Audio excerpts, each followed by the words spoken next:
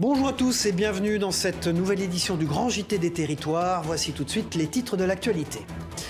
Avec à la une cette semaine l'enjeu de la vidéosurveillance. Les caméras sont présentes partout dans nos rues. Même les campagnes n'y échappent pas pour assurer la sécurité des biens et des personnes.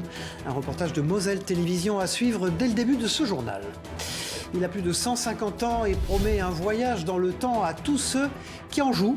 Un piano de 1859 est actuellement utilisé par le Conservatoire de Limoges.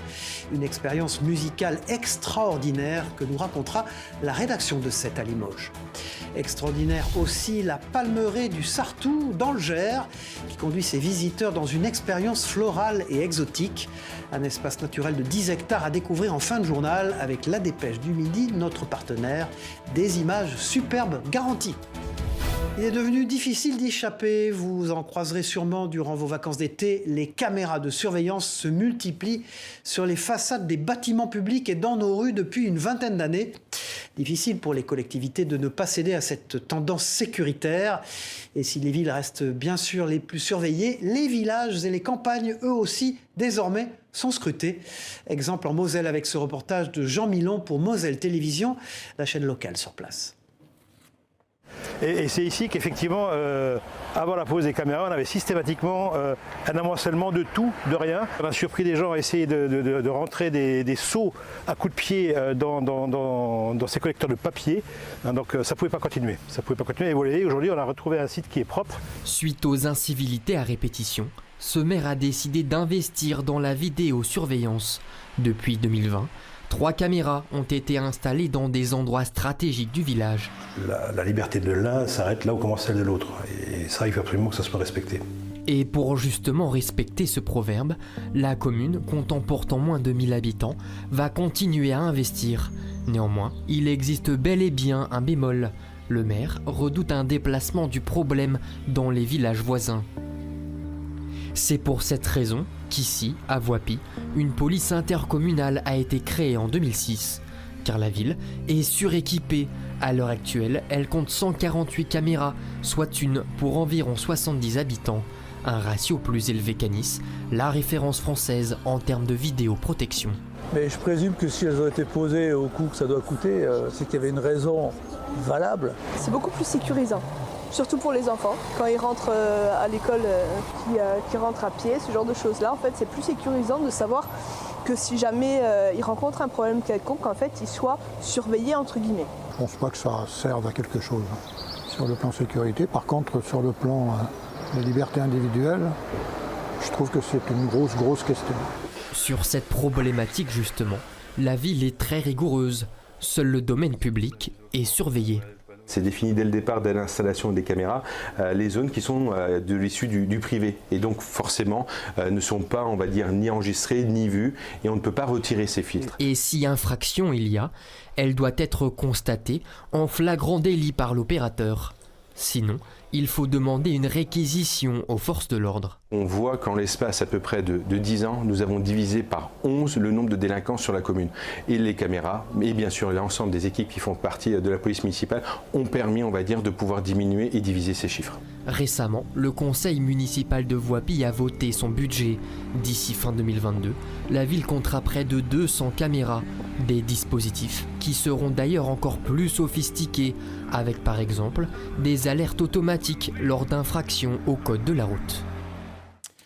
Les technologies et le numérique à la portée de tous, écrire un SMS, jouer en ligne ou tout simplement passer un appel, des gestes ordinaires pour la majorité d'entre nous, mais qui peuvent être un défi pour des personnes malvoyantes ou non-voyantes. Pour les aider et les accompagner dans leur démarche, une association de la Sarthe propose des ateliers adaptés.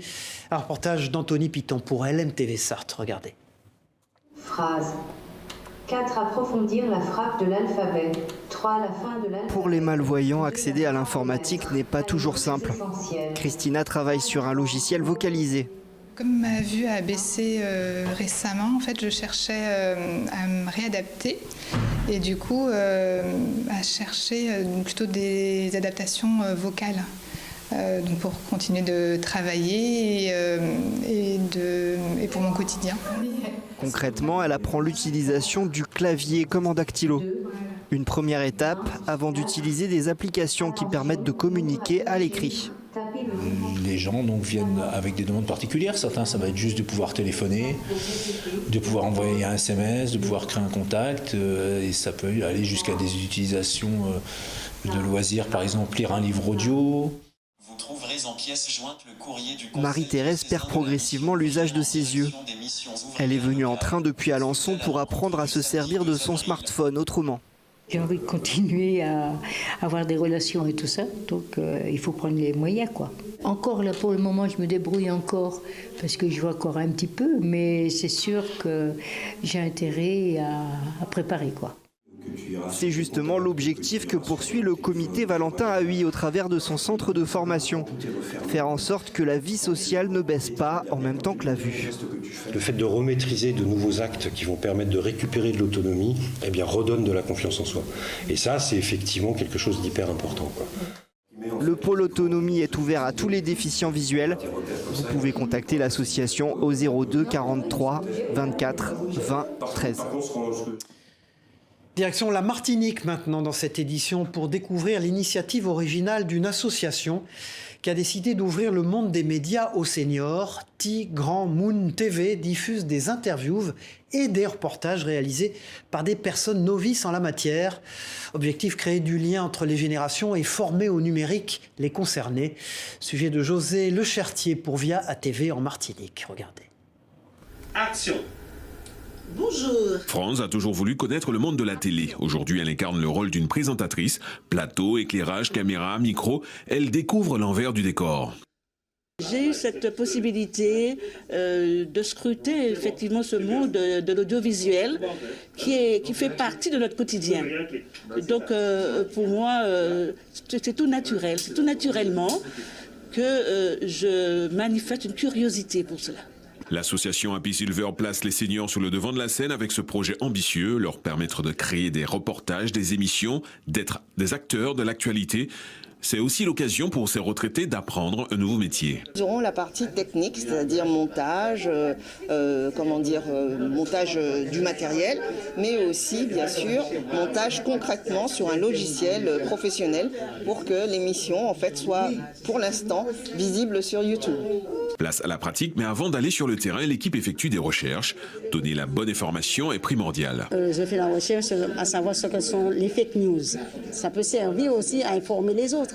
Et pour veiller sur tout le monde, Daniel, il connaît l'audiovisuel sur le bout des doigts. C'est vrai que c'est la première fois que j'enseigne pour des seniors et je les sens très réceptifs, très passionnés, d'ailleurs aussi passionnés que les jeunes. Et ça, c'est très bien, c'est de bon augure parce que contrairement à leur train-train ou la retraite, rester à la maison, là, ils viennent carrément s'amuser. L'exercice du jour, réaliser un micro-trottoir dans le bourg du Saint-Esprit, un challenge relevé avec succès. Après la mode des burgers, des sushis ou encore des ramen, c'est le pokéball qui s'invite dans nos assiettes depuis quelques années. Les restaurants spécialisés dans ce plat hawaïen fleurissent un peu partout en France, comme à Nantes. La ville en compte une quinzaine. Leur promesse, c'est vous offrir un repas bon pour les papilles et bon pour la santé. Alors est-ce vraiment le cas? Reportage sur place de la rédaction de Télé Nantes, regardez. Pokawa, Pokai, Awa Balls, Eiko, Komezu Ball. Le point commun de cette quinzaine de restaurants nantais, le poké. L'idée de base, ça va être d'être sur une base de riz vinaigré avec des crudités.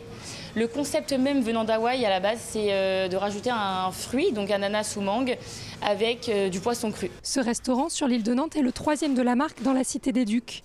Ici, on fait environ 120 pokés par jour, avec seulement 5 salariés. Un concept rentable, forcément copié. C'est vrai que c'est un concept qui marche bien, comme je disais, qui est un peu à la mode dernièrement. On a vu beaucoup d'ouvertures depuis l'été dernier en fait. Car l'offre de ces restaurants est prometteuse. Un plat complet, équilibré avec des produits frais. Et les clients sont convaincus. Je trouve que quand je mange, ça me fait quand même du bien en fait. Parce que je trouve que c'est sain et les produits sont assez frais quand même. C'est assez simple, c'est assez santé. Donc ça permet de nous faire plaisir tout en mangeant équilibré. Alors le poké tient-il vraiment ses promesses? C'est assez rassasiant, on a des protéines, on a des fibres, on a des légumes. C'est vrai que là, le niveau index glycémique, on est assez haut mine de rien, parce qu'on a le riz blanc qui est un peu surcuit, on a de la mangue. Donc plus le taux de sucre augmente, Donc c'est moins intéressant sur l'énergie sur le long terme. C'est-à-dire qu'on peut avoir des petites hypoglycémies dans l'après-midi. Conseil de la diététicienne, une base de quinoa ou de riz noir, évitez les sauces très sucrées ou salées et préférez une simple huile végétale. Quoi qu'il en soit, l'essentiel reste de se faire plaisir. Il n'y a pas d'interdit, mais c'est essayer de manger le plus possible des produits bruts, moins industriels possible. Et là, on est quand même sur des produits bruts, donc c'est plutôt très positif. Voilà, l'idée Pokéball est donc validée et vous inspirera peut-être pour vos repas cet été. Cet été, justement, parlons-en, vous en profiterez sûrement pour vous détendre et lire quelques romans, rester coincés dans vos tiroirs peut-être. Alors rendre accessible la lecture, ou plutôt les bouquins, c'est l'un des objectifs d'Yves Rossati, l'auteur d'une rubrique littéraire publiée sur l'un des sites de la région PACA. Yves Rossati, bonjour, oui, merci d'être avec nous depuis la très belle ville de Nice. Alors dites-nous, comment vous est venue l'idée de créer cette rubrique appelée « T'as lu quoi » ? C'est une envie, moins qu'une idée, parce que en fait j'avais envie qu'on parle bouquin un peu comme on en parle entre amis, comme je pouvais en parler aussi, hein, évidemment. De mon point de vue, là encore, un bouquin c'est évidemment un titre qui provoque le désir. Un bouquin, ça parle d'abord au cœur du lecteur qui, j'en suis certain, sera très content qu'on lui pose cette question. En fait, madame, monsieur le lecteur, t'as lu quoi ?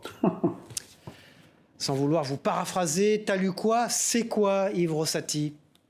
T'as lu quoi ? C'est d'abord parler de bouquins écrits par des auteurs de Nice et alentour, de la région sud. C'est également et surtout parler de manière accessible du bouquin autour de 3 questions simples, essentielles. On en score du titre, de l'histoire et des personnages.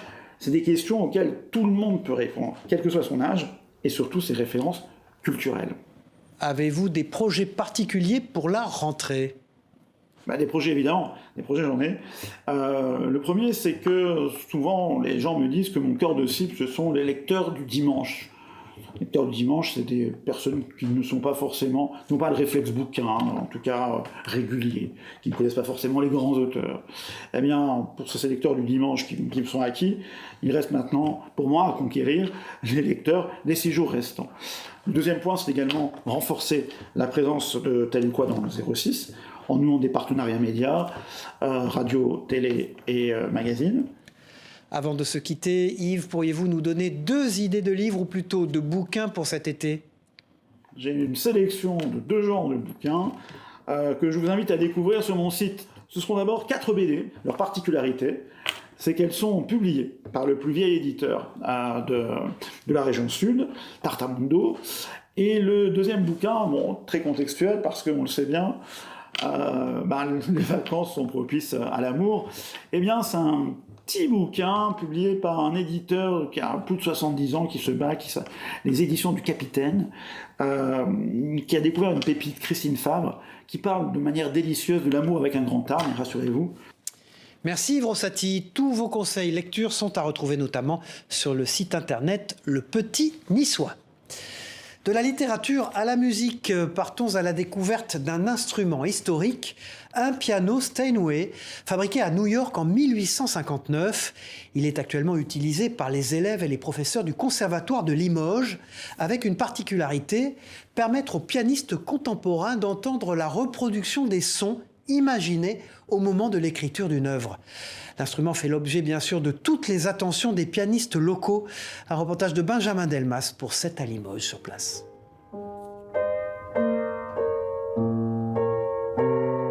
Des touches d'ivoire patinées, une table d'harmonie sans fin, plus que centenaire, ce Steinway américain fait puissamment sonner ce prélude et fugue de Jean-Sébastien Bach. Au clavier, Émilie, ancienne élève et musicienne du conservatoire, ne boude pas son plaisir de jouer sur un tel instrument. Je trouve que c'est très agréable de jouer dessus. Le son est très différent et le toucher aussi. C'est particulier parce que en fonction de la tessiture, on a des textures de son extrêmement différentes. Et c'est très enrichissant aussi pour comprendre comment écrivaient les compositeurs en fonction des époques et en fonction des fabricants de piano. En fait, moi j'ai comptabilisé, il nous faudrait au minimum 5 pianos historiques qui nous permettent de couvrir les périodes de l'histoire de la musique. Sorti de l'usine new-yorkaise Steinway en 1859, ce piano a été joué par des générations de musiciens. Accordé par un passionné, il retrouve ses sonorités d'antan. L'accord d'un piano, c'est pas une opération qui consiste à mettre une aiguille au milieu d'un écran, c'est mettre un corps sonore en harmonie avec l'univers à un moment donné, dans un lieu donné, pour une personne donnée.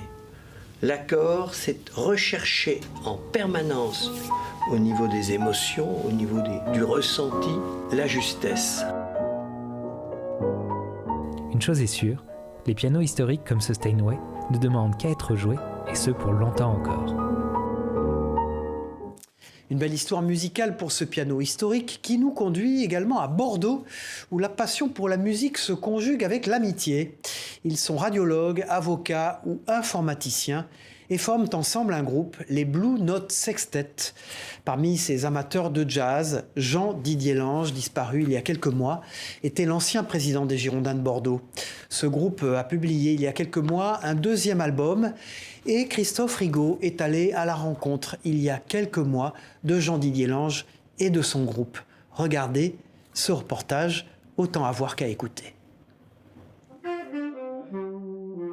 Toutes les semaines, c'est un rituel pour ces passionnés de jazz. Ils ont rendez-vous dans les environs de Bordeaux pour partager leur amour de la musique. Ils sont ingénieurs, informaticiens, radiologues ou médecins, et ils entretiennent depuis 13 ans une amitié musicale, sous la houlette de Jean-Didier Lange, avocat et ancien président des Girondins de Bordeaux, pour qui le jazz occupe une grande place dans sa vie. La musique, ça permet de sortir complètement de soi. C'est la seule chose qui vous tienne éveillé la nuit pour certains. Et c'est la seule chose où on ne voit pas passer le temps, quoi. Donc on peut se retrouver à 3h du matin, très éveillé, très excité, et on a toujours envie de jouer, quoi. Donc c'est un truc qui vous fait sortir de vous-même, quoi.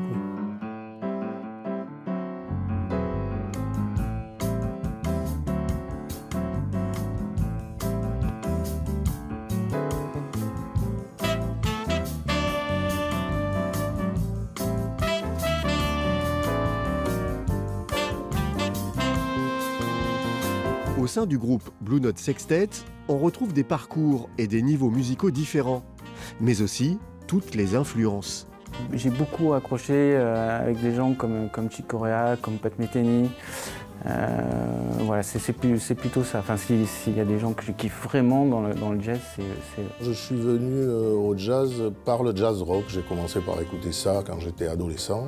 Et petit à petit, j'ai un peu fait le chemin inverse, c'est-à-dire que j'ai remonté le temps, quoi. Et pour le choix des morceaux, la décision est collégiale. Personne n'impose rien. On propose, s'il y en a un qui n'est pas satisfait du morceau, on laisse tomber, purement et simplement. Il n'y a pas de discussion. Tout se passe dans la détente et la bonne humeur. Si le groupe est composé de musiciens amateurs, ils viennent pourtant d'enregistrer récemment leur deuxième album. Un aboutissement pour ces amoureux du jazz. Jamais j'aurais pu imaginer que j'aurais pu enregistrer un disque. Donc oui, c'était une grande fierté, quoi, d'arriver à enregistrer un disque. Puis on a la chance d'avoir Marc qui nous a fait un travail fantastique. Jouer ensemble pour partager et se faire plaisir, c'est la principale motivation de Ludovic, le dernier arrivé dans la bande.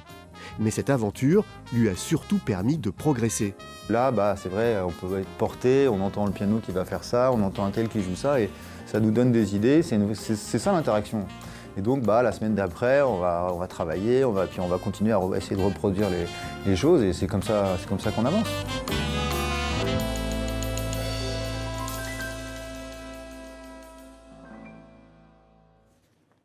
Voilà, c'était un hommage à Jean-Didier Lange, ancien président des Girondins de Bordeaux et leader de ce groupe de musique, de jazz. Restons dans le sud-ouest. Dans ce journal, la Cité du vin de Bordeaux accueille jusqu'au 28 août une exposition exceptionnelle consacrée au thème du vin et de l'alcool dans l'œuvre de Picasso. Le génie espagnol a multiplié tout au long de sa vie les clins d'œil aux boissons alcoolisées. Plus de 80 œuvres y sont présentées avec des prix exceptionnels des musées Picasso de Paris et de Barcelone. De quoi donner le tournis avec modération, bien sûr. Picasso, l'effervescence des formes, une découverte d'Alix Fourcade pour TV7, la chaîne du groupe Sud-Ouest à Bordeaux. Ne voyez surtout pas dans l'œuvre de Picasso la seule évocation des plaisirs de l'ivresse. Dans l'effervescence des formes, le peintre espagnol magnifie le vin et les alcools populaires dans toutes leurs dimensions. Le vin, c'est un plaisir de la vie, mais c'est aussi un symbole de la vie, des forces de la vie. Et Picasso a toujours voulu intensifier cet aspect-là de l'existence dans son œuvre, à travers finalement toutes les révolutions formelles qu'il a su susciter, créer. Et donc, pour nous, il y avait là une conjonction entre la fonction du lieu, rappeler ce qu'a été le vin, les civilisations du vin, hein, nous en sommes les héritiers, et puis l'art de Picasso. C'est aussi une culture qui rejoint son catholicisme, c'est aussi une culture qui rejoint l'héritage des Grecs, le thème des bacchanales, le thème des dieux et du vin des dieux. 3 ans ont été nécessaires pour rassembler les 80 tableaux et sculptures de cette exposition. Elle montre la place du vin et des alcools populaires dans le travail du peintre grâce à des prêts exceptionnels des musées Picasso de Barcelone et Paris et de collections personnelles. La Cité du Vin en a eu l'idée 1 an après son ouverture, lors de sa première exposition artistique en 2017. La première exposition artistique qu'a proposée la Cité s'appelait Bistrot et avait d'ailleurs une œuvre, mais une seule œuvre de Picasso. Et l'idée est née de se dire, mais finalement Picasso a dû faire, et il a fait beaucoup de choses autour du vin et des alcools. Donc voilà, c'était un projet un petit peu fou qu'on est très content de voir se réaliser aujourd'hui. L'exposition est visible tous les jours de 10h à 19h jusqu'au 28 août. Voilà une autre idée de sortie pour vos vacances d'été dans les Yvelines. Le Parc aux Étoiles permet d'en savoir un peu plus sur l'univers et les astres qui le composent. Une initiation à l'astronomie rendue possible grâce à une exposition et à l'observation du ciel. Un reportage découverte presque la tête dans les étoiles déjà de la rédaction de TV78, la chaîne des Yvelines. Observer les étoiles à travers la plus grande lunette astronomique de France et contempler les astres, c'est possible au Parc aux Étoiles. 2e site le plus haut d'Île-de-France, il est situé en plein cœur de la forêt de Lautil à Triel-sur-Seine. Sa position lui permet de s'éloigner de la pollution lumineuse. Le musée au sein du parc permet d'en découvrir un peu plus sur l'astronomie et l'astronautique grâce à un médiateur scientifique. La visite se déroule dans cette première galerie. Commence il y a à peu près 13,5-6 milliards d'années dans ce qu'on appelle communément le Big Bang, progresse vers la formation des galaxies, des explications sur des phénomènes plus complexes comme par exemple les trous noirs ou la formation des systèmes planétaires. La seconde galerie du musée s'articule autour d'événements majeurs comme le premier satellite artificiel Spoutnik ou encore l'arrivée de l'homme sur la Lune en 1969. Et pour les plus passionnés, la grande lunette astronomique est ouverte au public. Elle permet d'admirer le Soleil le jour ainsi que la Lune et les planètes la nuit. Grande lunette Charles Lapoille, donc, qui a été réalisée en 1895 dans les ateliers Gustave Eiffel. Voilà, c'est un instrument exceptionnel puisque c'est la plus grande lunette de médiation scientifique en France. Autre outil, cette camionnette nommée Léonard en hommage à Léonard de Vinci, premier ingénieur de France.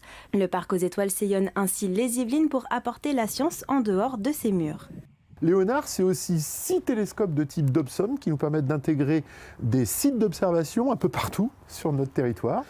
Rendre accessible l'astronomie et la science au plus grand nombre et susciter la curiosité scientifique dès le plus jeune âge, voici l'ambition du site.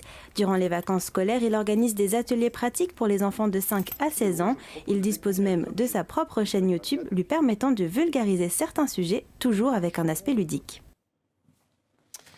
Voilà, partons pour un voyage exotique dans le Gers pour terminer ce journal.